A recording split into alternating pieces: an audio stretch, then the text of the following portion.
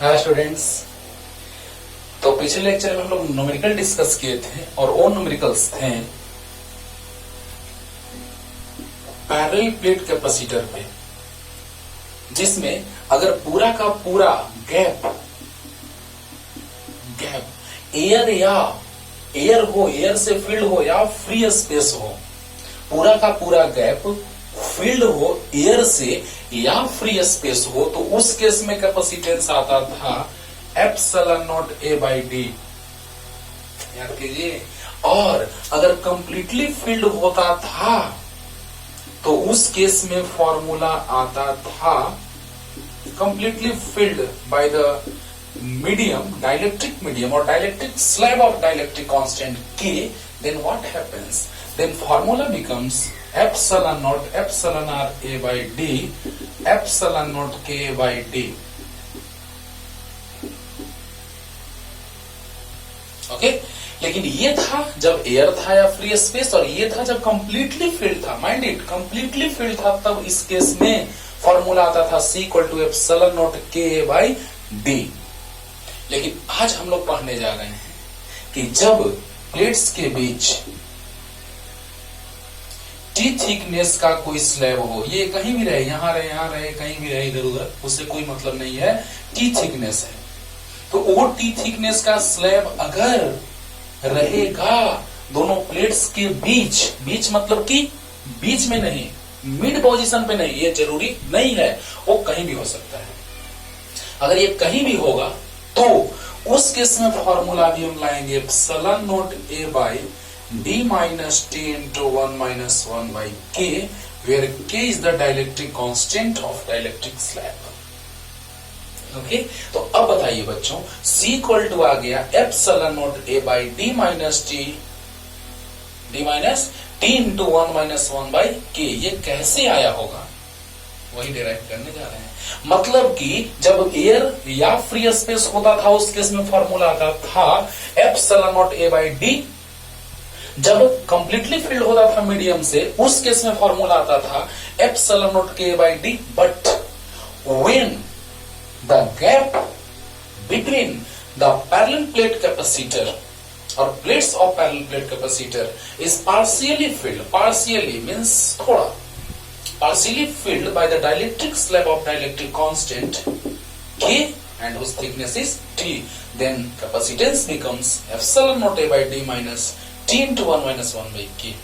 और इसी को बताने के बाद जब हम सीरीज और पैरेलल, देखो बाबू जिस टॉपिक को जहां पढ़ना है ना कि जल्दी जल्दी पढ़ लिए कोटा पूरा कर लिए, नहीं, जल्दी जल्दी पढ़ करके हम लोग कोटा पूरा नहीं करेंगे। हम लोग जो भी चीज जानेंगे उसको डीपली जानेंगे, है ना। अब यही चीज में दो स्लैब ला दिया, तीन स्लैब ला दिया, सीरीज है, पैरेलल है, क्या नहीं है, ऐसा भी होगा। तो कौन सीरीज कौन पैरेलल, इसका डाइलेक्ट्रिक कांस्टेंट K1, इसका डाइलेक्ट्रिक कांस्टेंट K2, इसका K1, इसका K2, K1 K2 K3।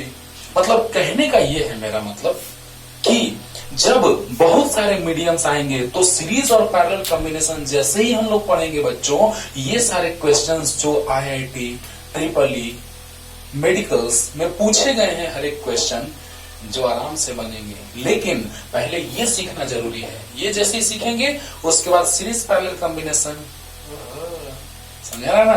तो देखिएगा कैसे। तो पहले बस ये तो ऐसे ही था, बस समझा दिए कि आज हम पढ़ने क्या जा रहे हैं, हमने पढ़ा क्या था पिछले लेक्चर में, न्यूमेरिकल बताया था इस पे, और पढ़ने क्या जा रहे हैं, ये सारी बातें हमने भी, है ना। तो मिटाए, तो सीरीज पैरेलल, आज थोड़ा सा सीरीज का कॉन्सेप्ट थोड़ा सा समझाएंगे, क्योंकि सेकंड मेथड, दो मेथड से बताने जा रहे हैं बच्चों। तो फर्स्ट मेथड तो वो जो आपका बुक लिखता है, और सेकंड मेथड वो जो बड़ा मजा आएगा, देखो कैसे हमको बताया गया है, जब हम पढ़ाई करते थे सर ने मुझे बताया था, तो वही स्टाइल में आपको भी बताने जाएंगे, वही मेथड आपको ज्यादा आसान लगेगा, लेकिन दोनों जान लो, क्या दिक्कत है। तो आइए, capacitance of expression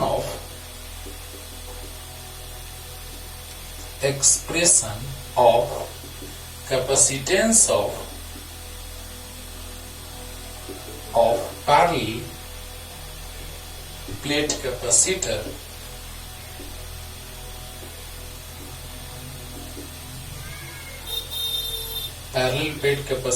when a dielectric slab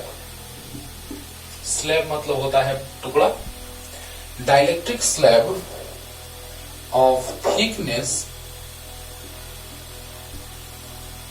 T is placed or inserted or introduced between the plates of capacitor.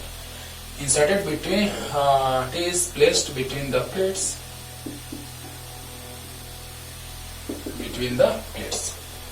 समझिएगा ध्यान से.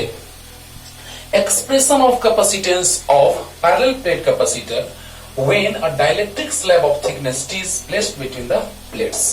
अब सोचिएगा इसको कैसे हम लोग डिराइव करेंगे, बड़ा मजा आने वाला है. ध्यान से सुनना, पेन और नोटबुक निकाल के बैठ जाइए और ध्यान से मेरा बात सुनिए. एक भी बात ऐसा नहीं रहेगा जो क्लियर नहीं होगा. हर एक पॉइंट को पानी पानी है ना. तो आइए स्टार्ट करते हैं. हेडिंग दे लीजिए.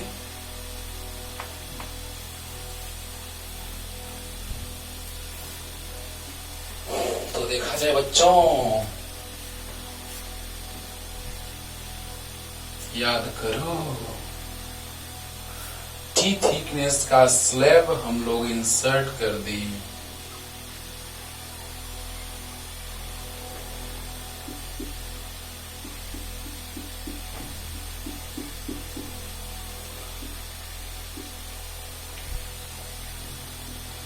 और प्लेट्स के बीच का डिस्टेंस d है और दोनों प्लेट्स पे चार्जेस जो हैं वो एक पे प्लस और same amount of same magnitude of negative charges present on another plate and area of both plates are equal. Distance between both plates is t and surface charge densities are respectively plus sigma and minus sigma. और ये grounded करते थे, याद है ना, ये plus charge रहता था पहले से, है ना. ये था कलेक्टिंग प्लेट और ये था कंडेंसिंग प्लेट. तो कलेक्टिंग प्लेट पे पहले से ही चार्ज रहता था, दिया जाता था, और इसके कारण यहाँ इंड्यूस होता था चार्ज नेगेटिव और यहाँ positive and becomes grounded. Then finally we get that same amount of positive and negative charges are present on both plates. तो बताइए, ये माइनस यहाँ पे ये वाला है ना कि उधर है माइनस. हाँ, अब देखो, याद करो, एक्सटर्नल इलेक्ट्रिक फील्ड याद है, E naught sigma by epsilon naught. आ रहा होगा, याद आ रहा होगा, पीछे बताए हैं. अरे लेक्चर नंबर 30 और 31 देखो, 30 का लास्ट और 31 का स्टार्टिंग, उसमें हम बताए हैं. और ये बात तो हम 11 फर्स्ट चैप्टर में भी बताए हैं, 12 का फर्स्ट चैप्टर में भी, लेकिन वीडियो अपलोड नहीं किया गया है. लेकिन उसी चीज को समझने के लिए हमने 31st लेक्चर में, इसी का 31st लेक्चर में हमने इसको बताया है ना. तो इलेक्ट्रिक फील्ड इंटेंसिटी वहां पर डिराइव करते थे, जिसमें एनसीईआरटी क्वेश्चन नंबर 24 भी है. हाँ, तो बताइए, प्लस से फील्ड लाइंस अवे और टुवर्ड्स द नेगेटिव चार्ज तो होता था sigma by 2 epsilon not plus sigma by 2 epsilon not. Solve करते थे तो आता था सिग्मा बाई एप्सिलॉन नॉट. अब देखो, जैसे ही हम डाइलेक्ट्रिक मीडियम रखें जिसका डाइलेक्ट्रिक कांस्टेंट है K, जो है क्या, डाइलेक्ट्रिक मीडियम या डाइलेक्ट्रिक स्लैब, टुकड़ा है, मीडियम ही है लेकिन वो टुकड़ा है. तो अब देखिए बच्चों, यहां पर डाइलेक्ट्रिक स्लैब जिसका डाइलेक्ट्रिक कांस्टेंट जो है क्या है, K है. लो ना ऐसे, जिसका डाइलेक्ट्रिक कांस्टेंट क्या है, K है.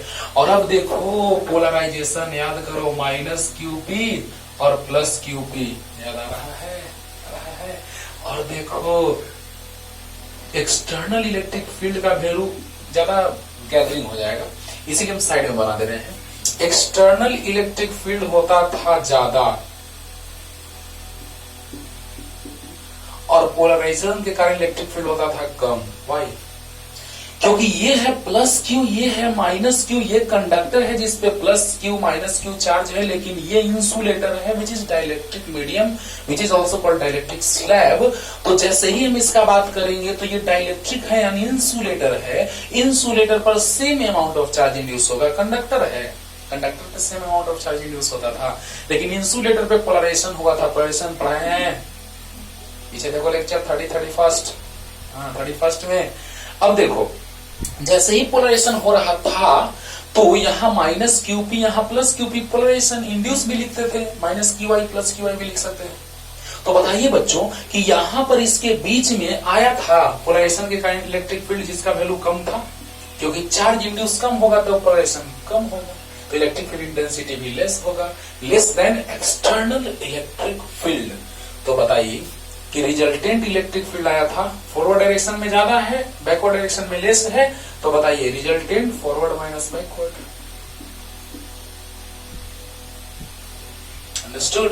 तो बताइए फॉरवर्ड डायरेक्शन में एक्सटर्नल इलेक्ट्रिक फील्ड है, बैकवर्ड डायरेक्शन में पोलराइजेशन के कारण इंड्यूस इलेक्ट्रिक फील्ड है या पोलराइजेशन के कारण इलेक्ट्रिक फील्ड है।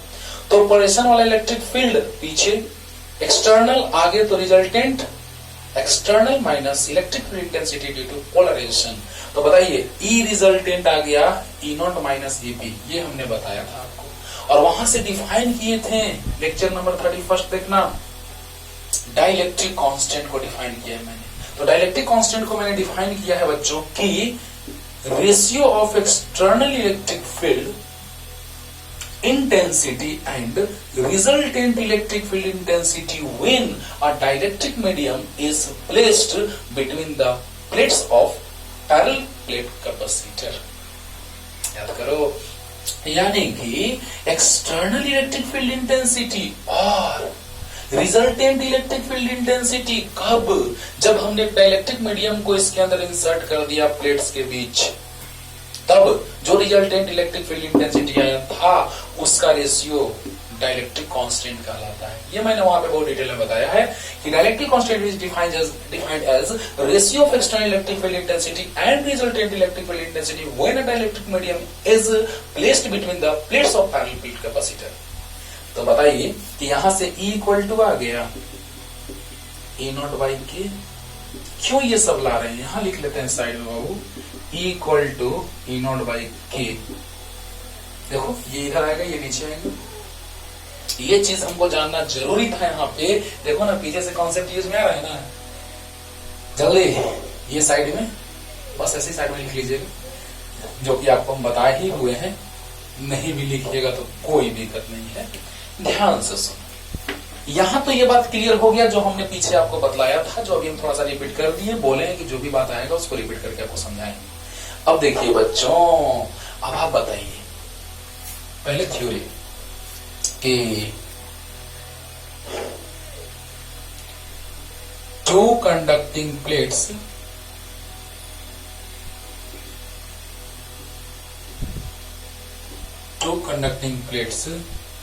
having surface charge densities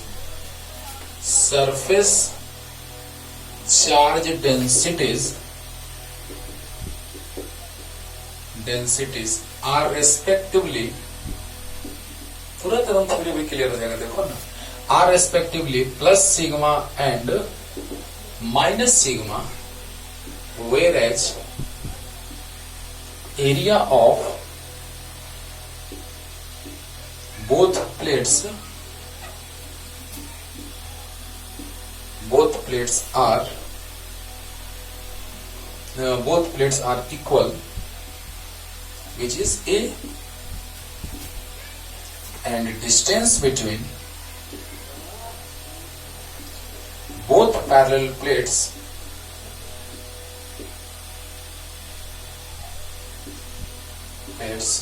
is D। वाह, अब देखिए, when a dielectric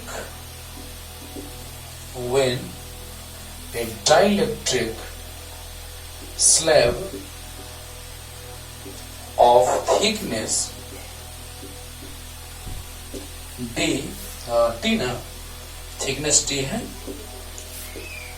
is placed between the plates of capacitor, between the plates of capacitor या between the plates, then then its capacitance be increased. ओह, समझा रहे हैं कैसे increase करेगा बच्चों, सब समझा रहे हैं। देखो ना, थ्योरी में कोई दम नहीं है। 12th बोर्ड के लिए थ्योरी बहुत जरूरी है। कंपटीशन के लिए तो आप जान ही रहे हैं कि न्यूमेरिकल्स का यूज होता है, न्यूमेरिकल्स ज्यादा आते हैं, थ्योरी का भी यूज होता है, लेकिन वो थ्योरी आपको डायरेक्ट समझ लेना रहता है और न्यूमेरिकल के लिए फार्मूला याद रखना रहता है। लेकिन जब तक कंप्लीटली कॉन्सेप्ट क्लियर नहीं रहेगा तब तक आपको कुछ नहीं, न्यूमेरिकल नहीं बनेगा, थ्योरी नहीं समझ में आएगा, थियोरेटिकल क्वेश्चंस नहीं बनेंगे। इसलिए सब सीखो अच्छे से, डिटेल में सीखो। देखो क्या लिखे थ्योरी में कि दो प्लेट्स हैं जिनमें से एक का surface charge density plus sigma है और दूसरे का माइनस सिग्मा है। दोनों का एरिया सेम है जो कि ए है, दोनों के बीच का डिस्टेंस डी है। यही हम यहां तक लिखे हैं, पढ़ना क्लियर हो जाएगा। और अब देखो कि जब हम इसके बीच, प्लेट्स के बीच टी थिकनेस का स्लैब इंसर्ट करते हैं, जब प्लेट्स के बीच टी थिकनेस का स्लैब इंसर्ट करते हैं तो क्या होता है? तो होता यूं है कि इसका कैपेसिटेंस इंक्रीज कर जाता है, यानी कैपेसिटर का कैपेसिटेंस इंक्रीज कर जाता है। वही चीज लिखी है, लेकिन कैसे भी समझा रहे हैं। When a dielectric slab of thickness T is placed between the plates, then its capacitance be increased. हो गया थ्योरी कि दोनों का surface charge density plus sigma minus sigma है, दोनों का एरिया है, बीच का डिस्टेंस डी है। पहला चेंज के बाद कि जब टी थिकनेस के स्लैब को इंसर्ट करेंगे कैपेसिटेंस इंक्रीज कर जाएगा। यही तो है थ्योरी में। तो जल्दी थ्योरी लिखिए, अब डिराइव करते हैं फार्मूला, मजा आएगा एकदम। ध्यान से सुनो, कंटिन्यूअसली देखते जाओ, एक भी पॉइंट ऐसा नहीं है जो समझ में नहीं आएगा, ठीक ना? जल्दी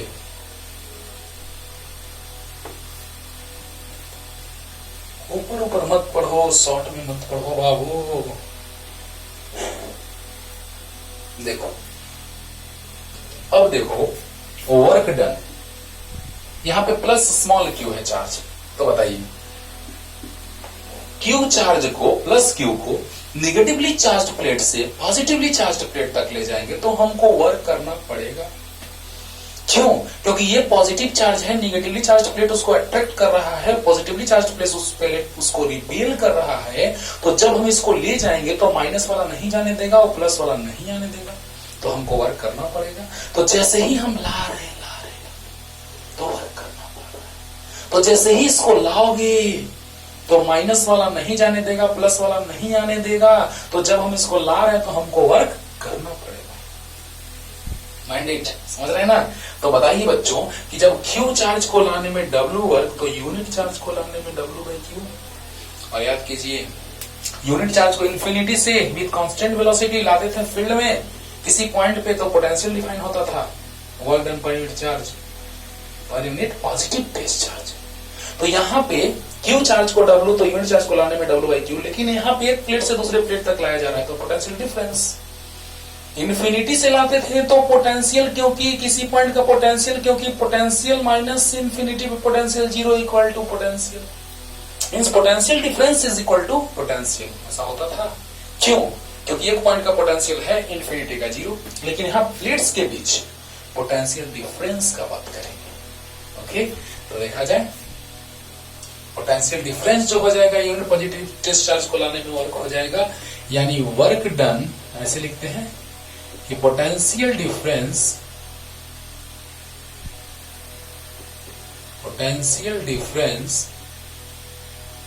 between the plates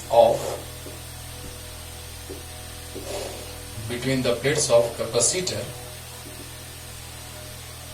equal to work done in moving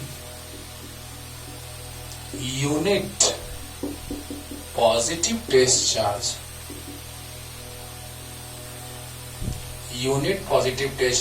from negatively charged plate to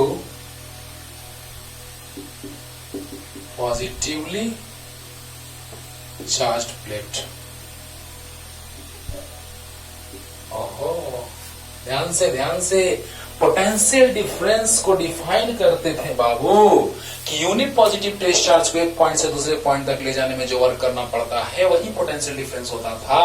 तो इस प्लेट से पॉजिटिव चार्ज को यहां तक लाएंगे तो हमको वर्क करना पड़ेगा और वही पोटेंशियल डिफरेंस के इक्वल होगा। कब? जब यूनिट पॉजिटिव टेस्ट चार्ज को लाएंगे तब। तो बताइए, ध्यान से सुनिए बच्चों कि यहां पर पोटेंशियल डिफरेंस भी वर्क डन W/Q। अंडरस्टूड? अरे ये तो पता होगा, पहले से ही बनाए हैं। फर्स्ट लेक्चर को देखना, इसी चैप्टर का फर्स्ट लेक्चर पूरा का पूरा क्लियर हो जाएगा। बहुत इंट्रोडक्शन डिटेल में दिए वहां पे हम। तो बताइए कि potential difference equal to work done point test charge. तो क्यू चार्ज को ले जाने में W वर्क, तो यूनिट चार्ज को ले जाने में W/Q। तो बताओ W। अरे वाह, जब हम इसको यहां से यहां ले जाएंगे, ये मीडियम नहीं था। जब पीछे में हम डिराइव किए थे तो आपको याद होगा कि बीच में मीडियम नहीं था, एयर था। उस समय हम जब यहां से यहां ले जा रहे थे तो सिर्फ एयर था। लेकिन जब अब हम यहां से यहां ले जा रहे हैं इस प्लेट से इस प्लेट तक, तो दो चीजों का सामना करना पड़ रहा है उस चार्ज को, एक एयर में और एक मीडियम में, यानी दो जगह वर्क करना पड़ेगा हम लोगों को। अरे वाह, अरे वाह, यानी W को लिख सकते हैं बाबू, W air plus W medium by Q।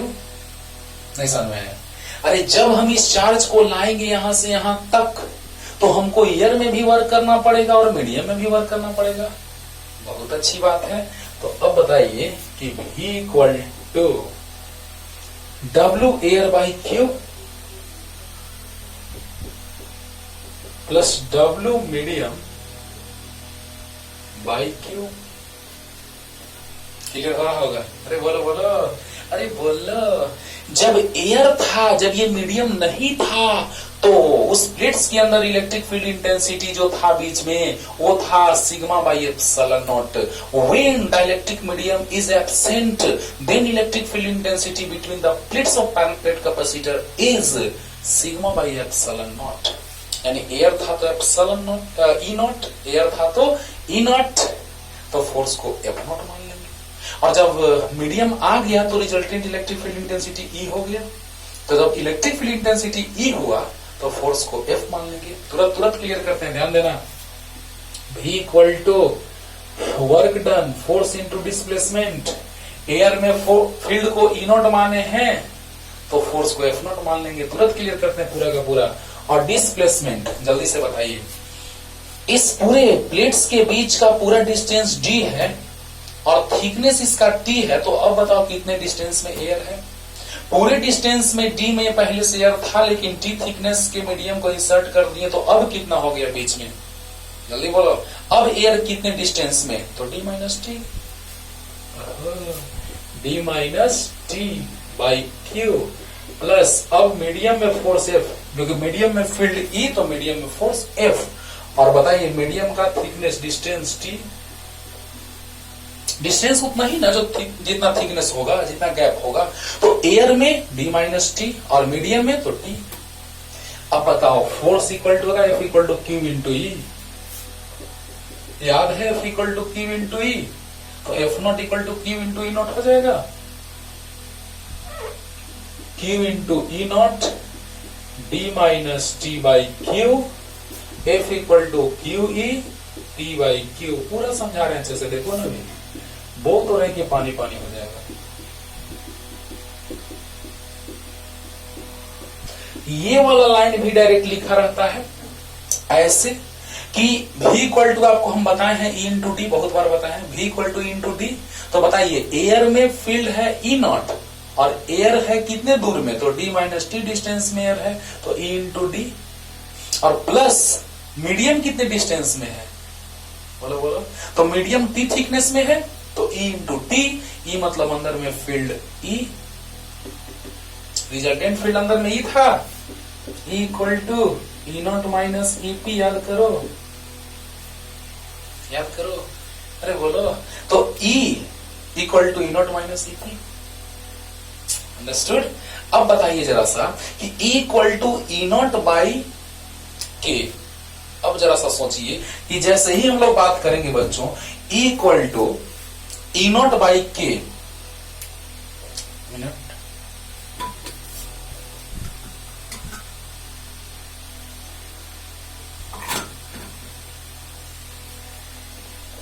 देखा जाए कि equal to E naught by K है, equal to E naught by K है, वारे वाह, और equal to E naught minus EP. अब जरा सा सोचिए कि जैसे ही हम लोग बात कर रहे हैं कि एयर इन मिड इस प्लेट्स के बीच, इन दोनों प्लेट्स के बीच का मीडियम अगर सिर्फ एयर था, उस केस में क्या था? तो जब इनके बीच का मीडियम सिर्फ एयर था तो फील्ड ई नॉट था, और जब यहां पर अगर हम लोग बात कर रहे हैं मीडियम आ गया, तो जब मीडियम आ गया तो फील्ड ई आ गया। यहां तक क्लियर है कि नहीं है? बोलो अच्छे से। अब देखिए यहां तक तो कोई दिक्कत नहीं है कि यूनिट पॉजिटिव टेस्ट चार्ज को ले जाने में जो वर्क होगा वही हो जाएगा क्या? यूनिट पॉजिटिव टेस्ट चार्ज को ले जाने में वर्क जो होगा वही हो जाएगा क्या? पोटेंशियल। तो V इक्वल टू W/Q हो गया। W जब हम यहां से यहां तक लाएंगे तो वर्क सिर्फ एयर में, जब हम यहां से यहां तक लाएंगे तो सिर्फ एयर में वर्क हो रहा है, नहीं, एयर में भी लाया जा रहा है और मीडियम में भी लाया जा रहा है। सोचो कि जब हम यहां से यहां तक लाएंगे तो एयर में भी ला रहे हैं और मीडियम में भी ला रहे हैं। समझना, ध्यान से समझना, बात में दम है। इससे भी आसान एक तरीका बताएंगे लास्ट में, मजा आएगा, लेकिन पहले इसको अच्छे से सीखो, ये भी आसान लगना चाहिए। तो बताइए कि work by charge equal to potential, और वर्क डन एयर में भी हो रहा है और मीडियम में। यहां तक समझ में आया? तो बताइए work done equal to work done air plus work done medium by charge, work air by charge plus work medium by charge. Okay, अब देखिए कि Q से डिवाइड हो रहा है।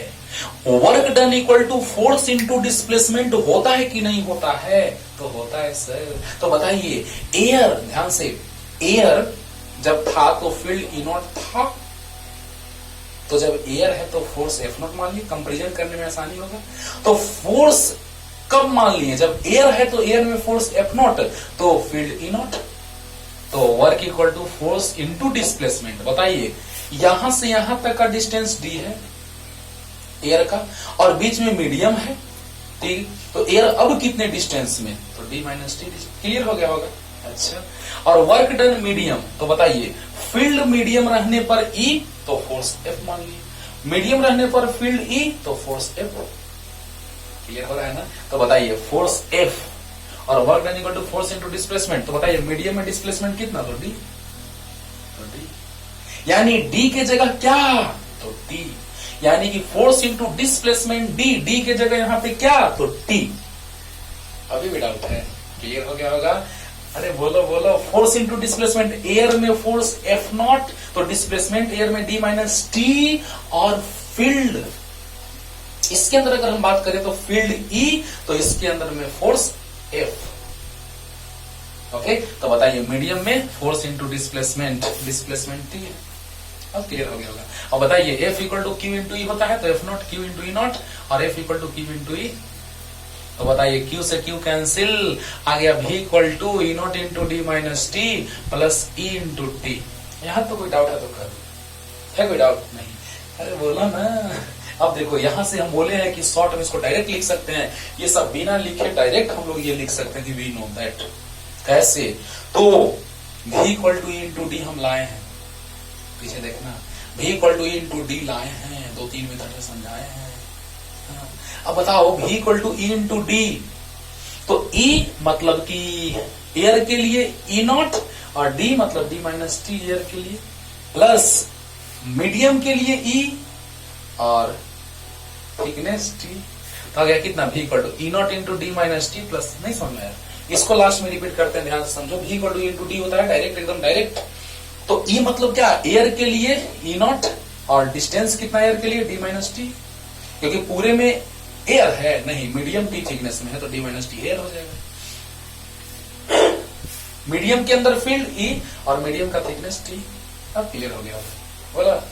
अब बताओ बच्चों कि यहां से हम लोग क्या देख रहे हैं? सो देखिए कि यहां से v इक्वल टू आया E naught D minus T plus E T, तो v equal to E naught D minus T plus E के जगह ई नॉट बाई के रख दे, ई के जगह ई नॉट बाई के रख दिए। जल्दी इतना उतारो, जल्दी फास्ट, जल्दी।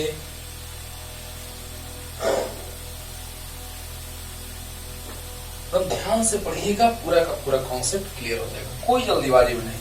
अगर स्पीड कम लगे स्पीड बढ़ा लीजिएगा। तो अब देखो यहां से Q इक्वल टू सी भी जानते हैं, तो Q by C equal to भी हो जाएगा। यस, तो भी के जगह रख दें, क्या बोलिए बोलिए बोलिए, भी के जगह Q बाई सी रख दें और ई नॉट को बाहर ले लें। देखो ई नॉट को बाहर कर दिए दोनों से, तो आ गया कितना, D minus T plus T by के। ई नॉट का वैल्यू पता है, सिग्मा बाई एप्सिलॉन नॉट, क्योंकि हमको कैपेसिटेंस निकालना है। तो sigma by epsilon naught D minus T plus T by K. अब देखिए Q इक्वल टू क्या लिख सकते हैं, आपको याद होगा, sigma equal to Q by A, तो Q equal to sigma into A. अरे वाह, चार्ज पर यूनिट एरिया जिन्होंने सरफेस चार्ज डेंसिटी बहुत बार बोले कि इसका यूज बहुत ज्यादा होगा, हो रहा है ना। तो बताइए Q के जगह रख सकते हैं सिग्मा इंटू ए और sigma by epsilon naught D minus T plus T by K. अब बताइए सिग्मा से सिग्मा, तो epsilon naught A equal to C into D minus T plus T by K. तो आ गया बच्चों एप्सिलॉन नॉट ए बाई नीचे D minus T plus T by K equal C, तो C equal to epsilon naught A by, देखो तो चलो ना पहले ही लिख देते हैं, तब एक लाइन और बढ़ाएंगे। आ गया फॉर्मूला, समझिएगा, यहाँ के बाद यहाँ एकदम आसान, एक बार में क्लियर हो जाएगा। Q इक्वल टू सी भी, तो भी इक्वल टू Q बाई सी होता है कि नहीं होता है, रख दी। E इक्वल टू पता है कि नहीं, naught equal to sigma by epsilon naught पता है, रख दी। और Q equal to sigma into A होता है, वो भी रख दिए। सिग्मा से सिग्मा कैंसिल हुआ, epsilon naught A equal to C into something जो दिया है D minus T plus T by K, ये नीचे आ गया। तो बताइए इतना होगा, C equal to epsilon naught A by D minus T plus T by के। और इसी को एक लाइन और बढ़ाएंगे, पहले इतना लिखिए, इतना तक आइए जल्दी से, जल्दी फास्ट हो गया।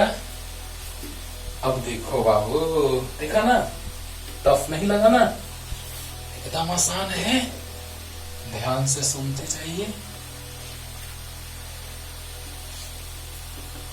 अब देखो बच्चों, यहां से आ गया C equal to epsilon naught A by D minus T plus T by K, epsilon naught A by D minus T, बाहर ले लो, टी को बाहर लेंगे तो 1 माइनस 1 बाई के आएगा। देखो तो minus T minus minus plus T by के आया, आ गया।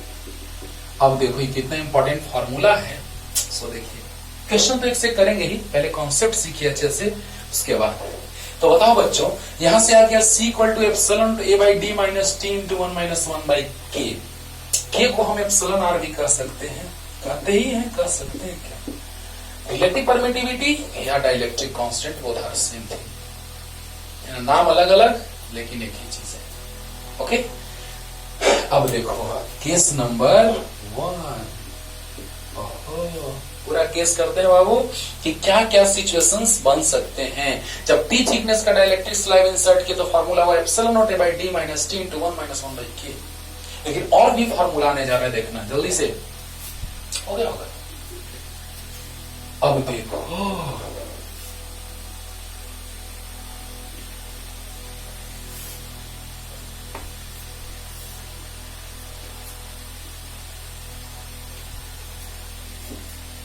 देखिए बच्चों, अब इसके बाद क्या करते हैं हम लोग, केस 1 में कि जब ये 1 हो जाए, के 1 हो जाए, के 1 मतलब क्या, चलो थोड़ा सा हम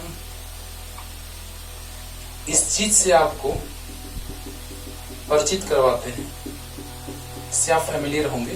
कैसे, सॉरी, अगर हम बीच में डाइलेक्ट्रिक स्लैब जो था टी थिकनेस का, अब उसको हटा करके उसके जगह पे एयर रख दिए, एयर मतलब के का वैल्यू 1 हो जाएगा।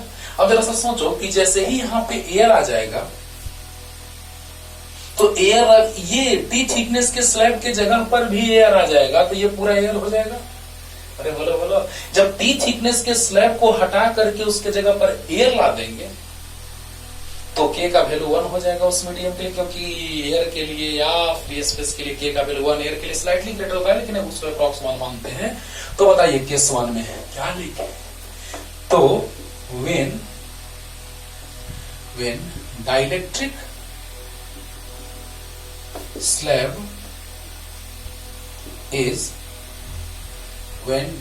slab is removed and air is filled at that place, then K becomes 1. K का वैल्यू कितना हो जाएगा 1। तो बताइए C equal to epsilon naught A by D minus T into 1 minus 1 by 1, epsilon naught A by D minus T 1 minus 1 0, तो 0 से T में multiply होगा तो 0 आएगा, यानी C equal to epsilon naught A by D। Understood, clear हो रहा है बच्चों, एकदम क्लियर होगा। देखो ध्यान से कि जब इस मीडियम को हटा करके टी थिकनेस के मीडियम को हमने रिमूव कर दिया और उसी जगह पे हमने एयर को फिल कर दिया, तो क्या पहले से इतने डिस्टेंस में एयर था कि नहीं था, बोलिए। तो पहले से इतने डिस्टेंस में एयर था क्योंकि पूरा डिस्टेंस डी है, तो डी माइनस टी डिस्टेंस में था पहले से एयर, और टी डिस्टेंस में और भी हम एयर फिल कर दिए, यानी इसको हटा करके उसके जगह पे एयर ला दिए। तो बताइए के का वैल्यू 1 हो जाएगा, होगा। तो बताइए जैसे ही के का वैल्यू हमने 1 रखा तो 1 बाई 1 1, 1 माइनस 1 0, यानी कि क्या आ गया, बोलो जल्दी बोलो जल्दी बोलो। यहां से ये वैल्यू क्या आ गया 0, यानी कि epsilon naught A by D। Air के लिए ही था फॉर्मूला, याद करो तो। जब दो प्लेट्स के बीच, दो पैरेलल प्लेट्स के बीच एयर फील्ड थे तो उस केस में कैपेसिटेंस आता था epsilon naught A by D, where A is the area of plates, D is distance between both plates, and epsilon naught is permittivity of free space, and C equal to epsilon naught A by D। याद करो, तो बताइए C equal to epsilon naught A by D हो गया कि नहीं हो गया। अब बताओ बच्चों कि C equal to epsilon naught A by D में जब प्लेट्स के बीच एरिया, प्लेट्स का बीच का जो गैप था वो एयर से फिल्ड था, तो फॉर्मूला ये हुआ कि नहीं हुआ। लेकिन एक बात इंटरेस्टिंग, बहुत ही लाजवाब, केस नंबर 2, केस नंबर 2 पहले इतना लिखो ना जल्दी। एक बात और समझाने जा रहे हैं कि कैपेसिटेंस कैसे इंक्रीज किया है, जल्दी हो गया। देखिए कैपेसिटेंस कैसे इंक्रीज किया है, एक बार में समझने का कोशिश करना ध्यान से बच्चों, ध्यान से देखो। के इंक्रीज करेगा अगर तो कैपेसिटेंस इंक्रीज करना चाहिए। चलो देखते हैं, सोचो सोचो एक बार में सोचते हैं हम लोग। के इंक्रीज करेगा तो 1 बाई के डिक्रीज करेगा, और ये डिक्रीज करेगा तो ये टर्म इंक्रीज करेगा क्योंकि 1 माइनस है, और ये इंक्रीज करेगा तो माइनस है तो ये टर्म डिक्रीज करेगा, और ये डिक्रीज करेगा तो ये इंक्रीज करेगा। अकबक ले लिया, अकबक आ गया, नहीं नहीं ध्यान से सुनो। के अगर इंक्रीज करेगा तो ये टर्म डिक्रीज करेगा क्योंकि 1 डिवाइडेड बाई है, तो ये डिक्रीज करेगा, माइनस है तो ये इंक्रीज करेगा, और ये इंक्रीज करेगा तो माइनस है तो ये डिक्रीज करेगा, और ये डिक्रीज करेगा तो ये डिक्रीज करेगा। सोच के देखना, क्लियर हो जाएगा। जब हम बात बोले उसको ध्यान से सुनना और सोचना, कोई डाटा रख के देखना, वैल्यू रख के देखना, आ जाएगा। ठीक है ना, ठीक है ना। कोई डाटा रख के देखना, यहाँ पे 5, यहाँ पे कुछ रख देना, यहाँ कुछ रख देना, देखना सी इंक्रीज कर रख देना। ठीक है ना, चलो क्लियर हो गया। ये सिंपल सी बात है जो आराम से आप समझ गए होंगे। लेकिन अब टी थिकनेस के कंडक्टिंग स्लैब को रखने पे क्या होगा, बहुत ही इंपॉर्टेंट बात, केस नंबर 2, केस नंबर 2 बहुत ही इंपॉर्टेंट बात देखिएगा कि जब उसी स्लैब के जगह जो इंसुलेटिंग स्लैब था उसके जगह पे अब हम लोग कंडक्टिंग स्लैब ला लेंगे तो क्या होगा।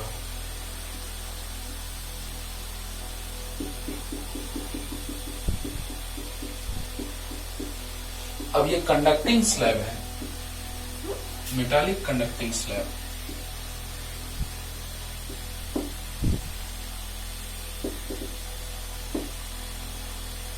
तो के इंफिनिटी होता है, याद करो। कंडक्टिंग मेटालिक स्लैब का या मेटालिक कंडक्टिंग स्लैब का रिलेटिव परमिटिविटी कहो या डाइलेक्ट्रिक कांस्टेंट कहो, इंफिनिटी होता है।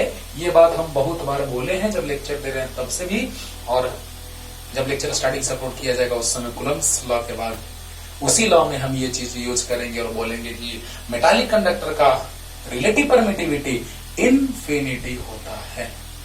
और इसको बहुत बार लेक्चर के दौरान भी बताए हैं। तो देखो बच्चों, केस नंबर 2 ध्यान से सुन लीजिए, मजा आएगा कि जब डाइलेक्ट्रिक कांस्टेंट, डाइलेक्ट्रिक मीडियम के जगह डाइलेक्ट्रिक मीडियम को हटा करके और उसके जगह पर हम लोग क्या ला दिए, कंडक्टिंग मटेरियल ला दिए। अंडरस्टूड। तो बताइए, जैसे ही कंडक्टिंग मटेरियल लाएंगे बच्चों तो व्हाट हैपेंस, तो होगा यूं कि when conducting metallic slab is present or placed between the plates of between the plates, तो k इक्वल टू इंफिनिटी। तो बताइए, C equal to epsilon naught A by D minus T into 1 minus 1 by K होता है। तो epsilon naught A by D minus T into 1 minus 1 by infinity, K infinity है। तो बताइए क्या हो जाएगा, ये लिख देते हैं। तो आ गया epsilon naught A by D minus T into 1 minus 1 by infinity, मतलब 1 बाई 0, 0 ऊपर चला जाएगा। तो epsilon naught A by D minus T into 1 minus 0, 0 से मल्टीप्लाई होगा। तो C इक्वल टू आ गया epsilon naught A by D minus T, 1 minus 0 1, 1 into T. ओहो, तो बताओ बच्चों, इसको अब हम सीरियस मान लें, कोई दिक्कत नहीं है, सी भी रहने दो, नो टेंशन। यानी फॉर्मूला एक नया आ गया, epsilon naught A by D minus T. Clear हो रहा है ना, ध्यान से सुनना कि C dash equal to epsilon naught A by D minus T. हर एक पॉइंट को क्लियर करते जा रहे हैं, ध्यान से सुनते जाइएगा कि अगर कंडक्टर हो, वही इंसुलेटिंग स्लैब के जगह पे कंडक्टिंग मटेरियल अगर आ गया तो व्हाट हैपेंस, क्या होगा। सो जरा सा सोचो कि कंडक्टर लाएंगे तो उसका डाइलेक्ट्रिक कांस्टेंट कहो या रिलेटिव परमिटिविटी कहो, उस वैल्यू इज इंफिनिटी। तो जैसे ही इंफिनिटी होगा बच्चों तो C equal to epsilon naught A by D minus T into 1 minus 1 by K। तो बताइए क्या होगा, होगा ये कि epsilon naught A by D minus T into 1 minus 1 by K, K infinity, because this is conducting metallic substance. तो बताइए उसके लिए K का वैल्यू इंफिनिटी, इंफिनिटी मतलब 1 बाई 0, इंफिनिटी मतलब 1 बाई 0, 0 ऊपर चला जाएगा तो ये टर्म हो गया 0, यानी 1 माइनस 0 1, 1 इंटू टी। यानी आपको याद रखना है कि जब टी थिकनेस का कंडक्टिंग या मेटालिक कंडक्टिंग स्लैब अगर इंसर्ट किया जाएगा तो फॉर्मूला हो जाएगा C equal to epsilon naught A by D minus T, D minus T। Clear हो गया? ओके, जल्दी। और एक और थोड़ा और भी केस कर सकते हैं, केस ही है लेकिन देखो जब कंप्लीटली फिल्ड होगा तब क्या होगा, जल्दी।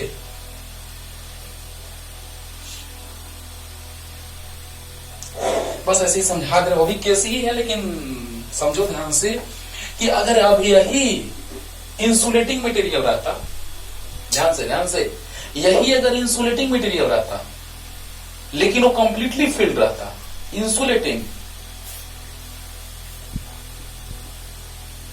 तो लिख लिए होंगे आप लोग। अब यही इंसुलेटिंग मटेरियल है या डाइलेक्ट्रिक स्लैब है, लेकिन अब यही कंप्लीटली फिल्ड रहता, पूरा फिल्ड रहता, तो पूरा फिल्ड रहता तो T इक्वल टू D हो जाता। ध्यान से समझना, अगर यही पूरा कंप्लीटली फिल्ड होता तो T इक्वल टू D होता कि नहीं होता?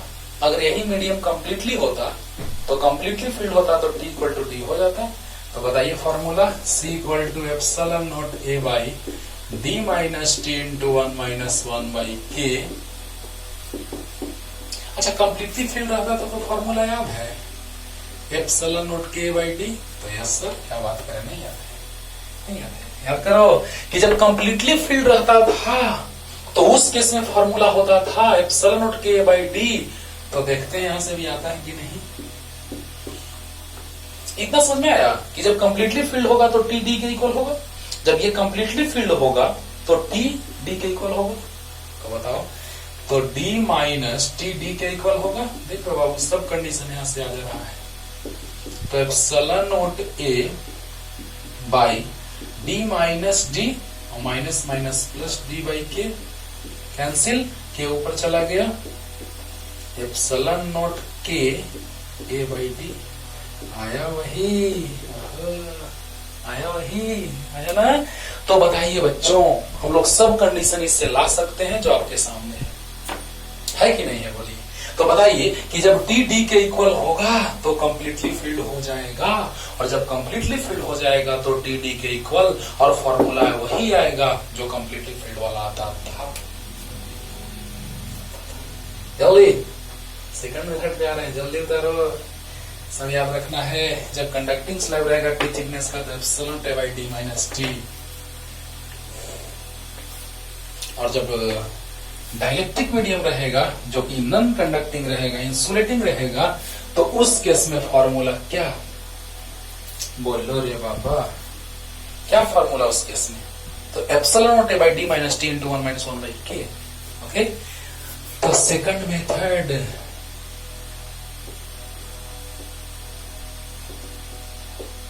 सेकंड मेथड में हम बोले हैं कि आगे इसी का यूज करेंगे, सीरीज पैरेलल कॉम्बिनेशन पढ़ेंगे तो और मजा आएगा, और एक से एक फॉर्मूला डिराइव होगा। शॉर्ट में नहीं पढ़ना है, डिटेल में पढ़ना है बस। अब बोलो कि रेजिस्टेंस 10th में आप पढ़ते थे, 10th में तो बहुत शॉर्ट में ये सब चीजें पढ़नी है, लेकिन हम लोग यहाँ पे बहुत ही लॉन्ग फॉर्मेट में पढ़ेंगे। सीरीज कॉम्बिनेशन का फॉर्मूला ये होता था और पैरेलल का ये होता था, याद करो। रेजिस्टेंस के लिए सीरीज कॉम्बिनेशन का फॉर्मूला होता था RS equal to R1 plus R2, parallel का 1 by RP 1 by R1 plus 1 by R2 plus 1 by R3 dot dot, यहाँ भी plus R3 plus dot dot, RS equal to R1 plus R2 plus R3 dot dot RN, R1 by RP equal to 1 by R1 plus 1 by R2 plus dot dot 1 by RN, N तक रखेंगे तो। लेकिन capacitor का formula just उल्टा हो जाता है। Capacitor, resistance का रेजिस्टर, कैपेसिटर का कैपेसिटेंस, है ना, रेजिस्टर का रेजिस्टेंस, कैपेसिटर का कैपेसिटेंस। तो यहां से आ गया 1 by C1 plus 1 by C2, और CP equal to C1 plus C2। आगे आने वाले इस पे टेंशन ही लेने का, देखना ये चीज हम लोग पढ़ेंगे पूरा। पैरेलल प्लेट कैपेसिटर चल रहा है अभी, स्फेरिकल कैपेसिटर, एक स्फेयर नहीं, एक स्फेयर का कंडक्टर जो हम था और उसका कैपेसिटेंस निकाले थे C equal to 4 pi epsilon naught into R। लेकिन अब कॉन्सेंट्रिक स्फेयर से बने कैपेसिटर का कैपेसिटेंस निकालेंगे, है ना, और सिलिंड्रिकल कैपेसिटर, उसके बाद है series and parallel combination. Okay, तो बताइए बच्चों कि वहां पे तो हम लोग को ये बहुत डिटेल में पढ़ना ही है, ये तो जान ही रहे हो कि कोई भी चीज को एकदम लॉन्ग फॉर्मेट में पढ़ेंगे। है ना। ये चीज थर्ड चैप्टर में पढ़ेंगे, लेकिन 10th में पढ़ना था, 10th में पढ़ना था, लेकिन इस चीज को हम लोग थर्ड चैप्टर में पढ़ेंगे, अगले चैप्टर में। लेकिन ये दोनों को तुरंत पढ़ना है। स्फेरिकल कैपेसिटर और सिलेंड्रिकल कैपेसिटर के बाद का टॉपिक है combination of capacitor, series combination, parallel combination, mixed combination. Okay, तो उस समय ये हम जानेंगे, लेकिन अभी इसको याद रखिए। लेकिन थोड़ा सा हम हिंट दे रहे हैं, हाँ थोड़ा सा हिंट दे रहे हैं बाबा। अब इस सीरीज का यूज है, मजा आएगा, लगेगा कि सर यही तो आसान है सर, इसी से बना दे तो अच्छा रहता। तो लो ना, बना रहे हैं, है ना। तो देखिएगा, ध्यान से सुनते रहिए बस। अब जरा सा देखिए बच्चों, ये जो आप देख रहे हैं कैपेसिटर, जिसके प्लेट्स पैरेलल है और यहां पे प्लस, यहां पे माइनस। याद करो, यहां प्लस क्यू, यहां minus Q, minus Q P plus Q P होता था, ये बात आपको याद होगा। यहाँ प्लस क्यू तो यहाँ पे माइनस क्यू पोलराइज होता था, पोलराइजेशन। यहाँ पे प्लस क्यू और ये माइनस क्यू तो पहले से था। तो देखो तो जरा सा, प्लस माइनस, ऐसा लग रहा है कि प्लस माइनस कनेक्टेड है इस तरह से। ओहो, और एक लाइन से कनेक्ट रहता है प्लस माइनस, तो सीरीज कॉम्बिनेशन। लेकिन पैरेलल भी थोड़ा सा कह देते हैं रे बाबा, बड़ा ही आसान लगेगा बाबू। और इतने सारे इस पे क्वेश्चंस करेंगे, इतने सारे कि मत करो, है ना। तो बताओ, हर टाइप का क्वेश्चन चलेगा। तो जब सीरीज कॉम्बिनेशन का बात करेंगे तो प्लस माइनस होगा तो सीरीज, और जब प्लस एक साथ, देखो प्लस एक साथ माइनस एक साथ तो पैरेलल। इसको फील दिलाएंगे, जब सीरीज कॉम्बिनेशन और पैरेलल कॉम्बिनेशन पढ़ेंगे तो एकदम फील आएगा। क्या बात है, एकदम सब क्लियर होगी, ऐसा होगा। तो बताइए कि जब प्लस माइनस कनेक्टेड हो तो सीरीज, प्लस माइनस तो सीरीज, और प्लस एक साथ और माइनस एक साथ तो पैरेलल। ये भी थोड़ा सा हिंट दे दिए, लेकिन पढ़ना इसका भी आगे बोल दिए कि टाइप्स ऑफ कैपेसिटर के बाद का टॉपिक वही है, कॉम्बिनेशन ऑफ कैपेसिटर्स। तो बताइए, ये क्या लग रहा है आपको? लग रहा है सीरीज? तो देखा जाए बच्चा, सीरीज कॉम्बिनेशन यानी कुछ ऐसा लग रहा होगा, प्लस माइनस, बोलो जल्दी बोलो, अरे बोलो, प्लस माइनस लग रहा है कि नहीं लग रहा है? अब ध्यान दीजिए, सेकंड मेथड। तो कितने डिस्टेंस में एयर फील्ड है बता दीजिए? तो d माइनस टी डिस्टेंस में। पूरे में एयर था, टी थिकनेस के मीडियम को इंसर्ट कर दिए, तो अब कितने डिस्टेंस में? तो d माइनस टी डिस्टेंस में एयर है और t डिस्टेंस में मीडियम है, जिसका डाइलेक्ट्रिक कांस्टेंट k है। और आप जानते हैं एयर का डाइलेक्ट्रिक कांस्टेंट 1 होता है, अप्रॉक्स 1 से स्लाइटली ग्रेटर, लेकिन 1 मानते हैं। अब देखो, air is field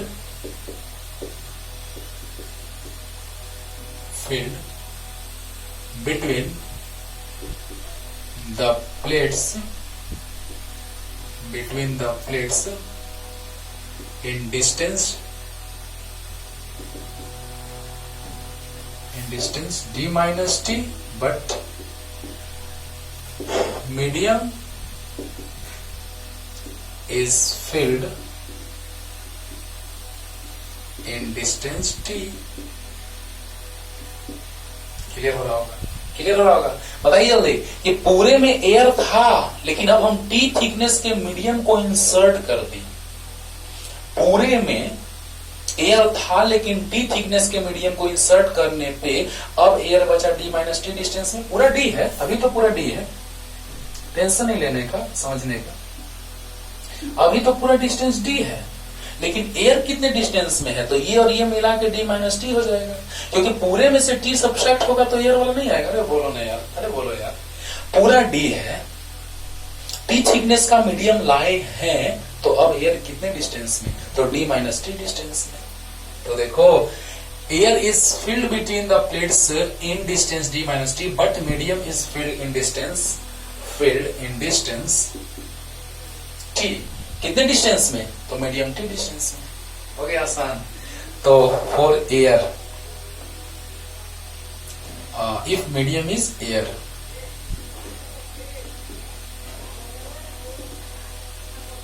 is air medium रहेगा तब क्या? तो एयर के लिए क्या formula? C1 equal to epsilon naught A by D होता है। तो डी के जगह डी माइनस टी, अभी समझा रहे, रुक जाओ। और फॉर मीडियम ऑफ डाइलेक्ट्रिक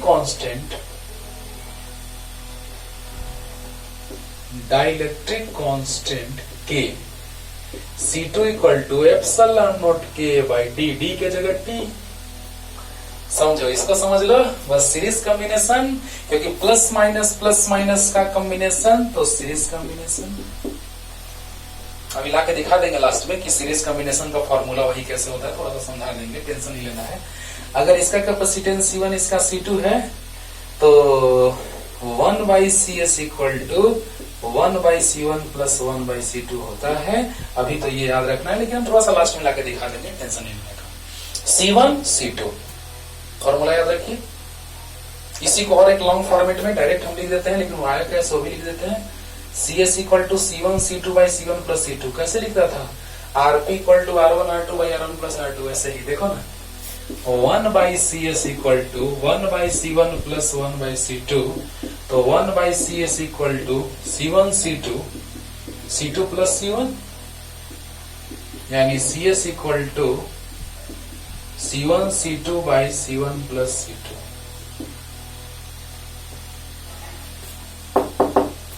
है कि नहीं? बोलो है। यानी डायरेक्ट अभी हम यहां लिख रहे हैं, लेकिन लास्ट में थोड़ा सा समझा देंगे, लेकिन पढ़ना आगे टॉपिक है सीरीज कॉम्बिनेशन, पैरेलल कॉम्बिनेशन और मिक्स्ड कॉम्बिनेशन ऑफ कैपेसिटर्स। बोलो बोलो। तो बताइए बच्चों, ध्यान से सुनिएगा कि 1 by CS equal to 1 by C1 plus 1 by C2 होगा, तो C1 C2 LCM हो जाएगा। C1 से C1 कैंसिल, C2 आ गया, C2 इंटू 1 C2, C2 से C2 cancel, C1 into 1 C1, और अब ये ऊपर जाएगा, ये भी ऊपर, ये नीचे आ जाएगा। तो CS equal to C1 C2 by C1 plus C2। Understood और नॉट? तो बताइए सीरीज का फॉर्मूला ये होता है, लास्ट में समझा देंगे कैसे। तो 1 by CS equal to 1 by C1 plus 1 by C2, यानी CS इक्वल टू, वहां से याद रखो अभी डायरेक्ट इसको, लेकिन लास्ट में कैसे आएगा समझा देंगे। पढ़ना आगे है लेकिन समझा देंगे। अब देखिए यहां पे कितने डिस्टेंस में एयर है, यहां से यहां तक कितने डिस्टेंस में एयर है? तो D माइनस टी डिस्टेंस तक। तो ये T डिस्टेंस में मीडियम है, तो D माइनस टी डिस्टेंस में एयर हो जाएगा। तो बताइए C1 इक्वल टू एयर के लिए epsilon naught A by air वाला डिस्टेंस, तो D माइनस टी। अरे बोलो, एयर के लिए फॉर्मूला क्या होता है? Epsilon naught A by D। तो बताइए एयर कितने डिस्टेंस में? तो D minus T distance. Medium के लिए फॉर्मूला क्या होता है? Epsilon naught KA by D। तो epsilon naught KA by D मतलब की D डिस्टेंस। बोलो बोलो जल्दी बोलो, ध्यान से, लास्ट रिपीटेशन, उसके बाद फॉर्मूला आंसर। बोलो C1 कितने डिस्टेंस में एयर है? तो D माइनस टी डिस्टेंस में। मीडियम कितने डिस्टेंस में है? तो T डिस्टेंस में। तो बताइए एयर का फॉर्मूला, एयर के लिए क्या होता है कैपेसिटेंस का formula? Epsilon naught A by D। D मतलब कितना? D minus T. एयर कितने में है? D माइनस टी डिस्टेंस में। पूरे में D था, T माइनस, तो D माइनस टी। और मीडियम कितने में है? तो T में। तो बताइए क्या हो जाएगा फॉर्मूला, जल्दी बोलो। तो फॉर्मूला हो जाएगा बच्चों मीडियम के लिए epsilon naught into KA by D। D मतलब क्या? T, मीडियम के लिए T। क्लियर हो गया होगा। अब देखिए फॉर सीरीज कॉम्बिनेशन,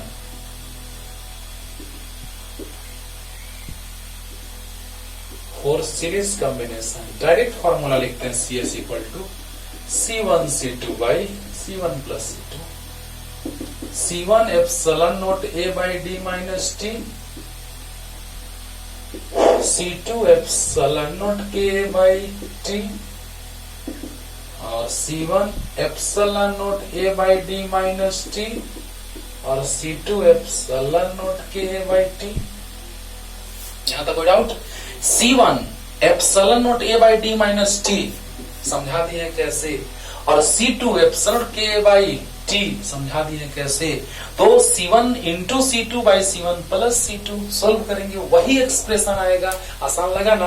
बोलो आसान लगा कि नहीं लगा? बोलो। सीरीज कॉम्बिनेशन अगर जान गए तो आसान हो गया, क्योंकि D माइनस टी डिस्टेंस में एयर है कि नहीं है, और टी डिस्टेंस में मीडियम है। तो बताइए एयर के लिए formula epsilon A by D minus T, और मीडियम के लिए formula epsilon K by T. तो बताइए दोनों सीरीज में है, क्यों? Plus minus plus minus plus minus plus minus, क्योंकि पैरेलल में बताए हैं कि प्लस प्लस एक साथ, माइनस माइनस एक साथ। लेकिन प्लस माइनस अगर जुड़ा हुआ रहेगा, कनेक्टेड रहेगा, तो they are in series combination. Series parallel पढ़ाया जाएगा तो पूरा पानी पानी होगा, लेकिन अभी भी थोड़ा सा हिंदी से लेते रहे क्योंकि इसका यूज है। तो अब उसको बस सोल्व कर लेना है, आंसर आ गया, है ना? आसान। ठीक, तो जल्दी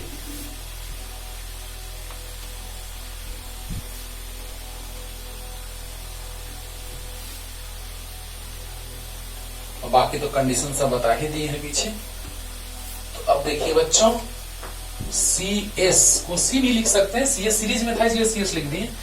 दोनों मल्टीप्लिकेशन में है, ऊपर में epsilon naught A by D minus T epsilon naught K A by T, और नीचे में एलसीएम ले लेंगे, मेन डिवीजन ये हो जाएगा,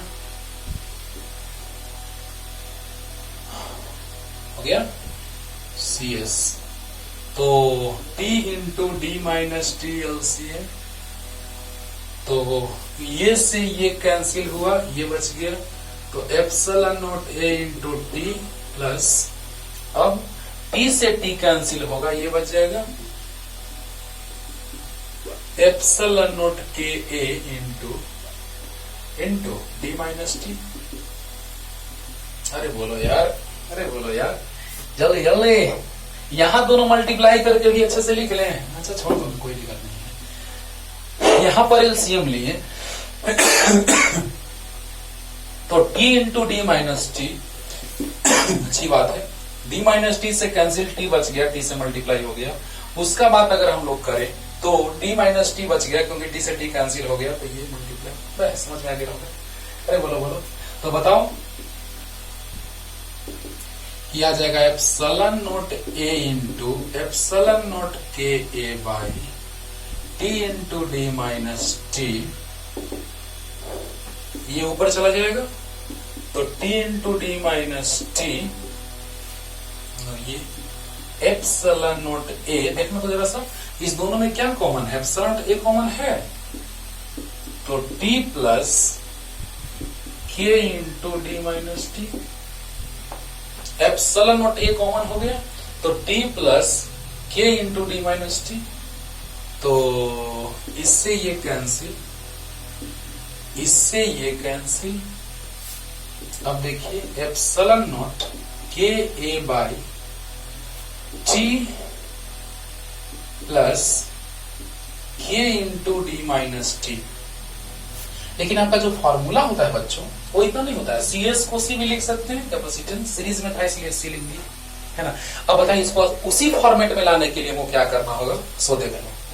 तो K को बाहर लेना होगा, epsilon naught K A by K अगर बाहर लेंगे, देखना तो जरा सा कॉमन लेंगे तो यहाँ पे T बाई K आएगा।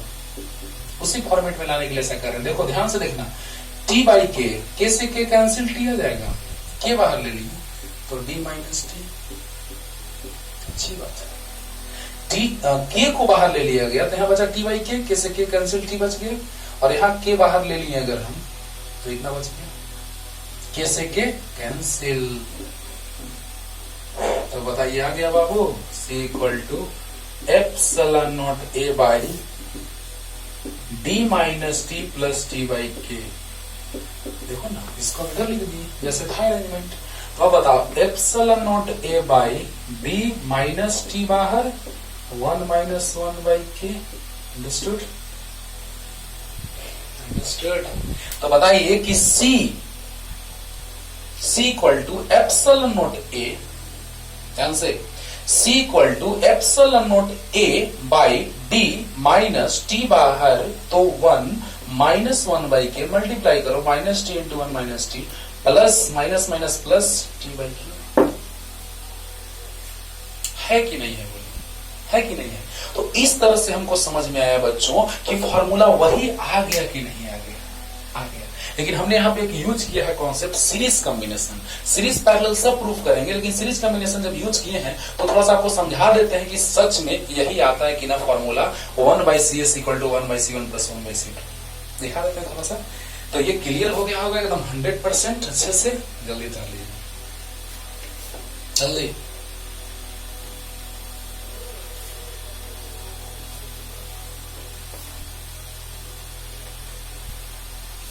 चलो थोड़ा सा सीरीज समझा देते हैं। सीरीज कॉम्बिनेशन बहुत डिटेल में आगे पढ़ना है, लेकिन थोड़ा सा सीख लो।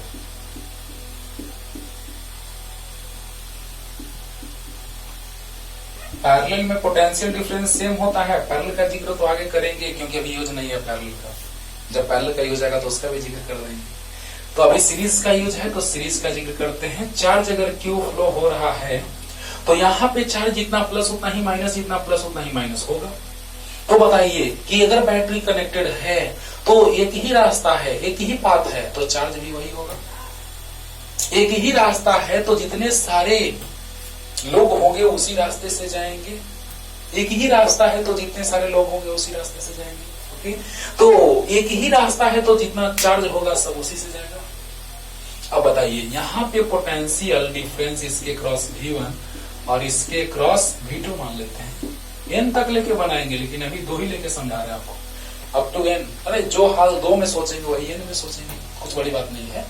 जो हाल 2 में सोचेंगे वही n में सोचेंगे, नो टेंशन। अब बताइए कि जब पैरेलल में रहता तो पोटेंशियल डिफरेंस सेम होता, लेकिन यहाँ पर जितना वोल्टेज दे रहे हैं वो समेशन के इक्वल होगा। अरे वाह, तो V = V1 + V2। समझिएगा, V = V1 + V2। पैरेलल में रहता तो पोटेंशियल डिफरेंस इक्वल होता है ना। और क्यों कॉम्बिनेशन करते हैं पैरेलल में, सीरीज में क्यों नहीं करते हैं, है ना। सब कुछ कारण अगले चैप्टर में हमको सीखना है, डोमेस्टिक इलेक्ट्रिक सर्किट। तो बताइए कि यहाँ पर V, तो ये V1 इसके क्रॉस पोटेंशियल डिफरेंस, V1 इसके क्रॉस V2, तो V = V1 + V2।